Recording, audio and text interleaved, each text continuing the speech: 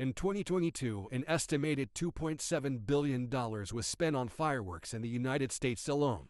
This paper looked at the 2023 Macy's 4th of July fireworks show, the largest of its kind in the United States. Fireworks are generated from 60,000 shells across 5 barges on the East River over a 25-minute period. Air sampling was done at 4 residential sites and water sampling was done in the East River, with control samples taken in September for comparison.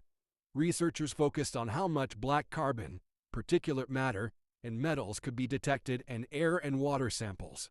Both airborne particulate matter and black carbon showed an increase in concentration post-fireworks show in real-time sampling, with the highest location for particulate matter being Northwest Manhattan and for black carbon being Northwest and Southwest Manhattan. The unit of measurement for particulate matter was microgram per cubic meter, and for black carbon nanogram per cubic meter. This unit measures the concentration of a pollutant in the air, kind of like measuring sugar in coffee. It tells you how many micrograms or nanograms of the pollutant is in 1 cubic meter of air. For reference, the WHO set the 24-hour particulate matter safety threshold at 35 micrograms per cubic meter.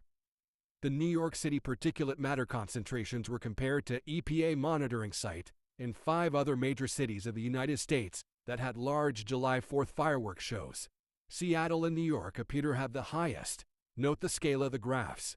New York detected more particulate matter than Seattle. Next is DC, San Francisco, then Boston and Philadelphia.